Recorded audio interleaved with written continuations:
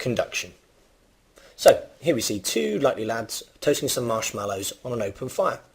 One of them has chosen a metal rod to put their marshmallow on the end of, the other one chose a glass rod.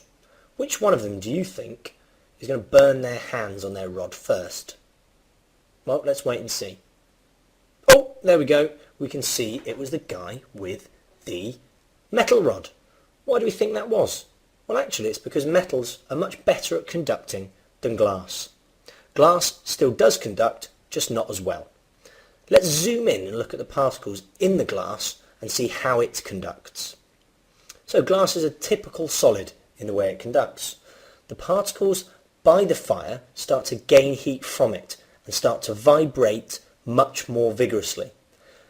They then collide with the particles next to them, passing on the energy, and slowly down the rows each particles vibrate more and more vigorously, passing on heat to the next one through collisions. So it progresses slowly through the glass.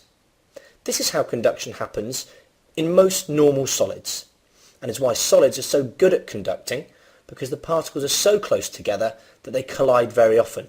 If you imagine it with a liquid or with a gas, the particles are quite far apart, so they do still conduct, they can still collide, it's just not going to happen very often. Right, now let's look at the metal and see why metals are such amazing conductors.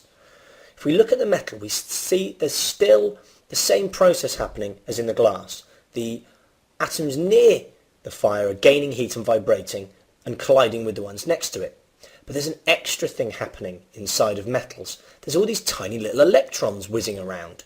They're called free delocalized electrons.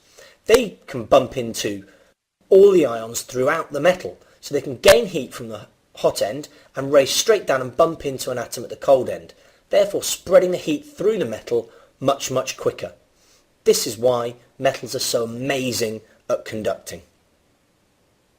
So, what's the key information to remember from this? Well, the key bit of information to remember is that conduction is the transfer of heat via particles colliding with each other. Solids are the best at conducting because the particles are so close together. Liquids would be the next best, but they're pretty rubbish, and gases would be awful because the particles are so far apart they don't collide very often.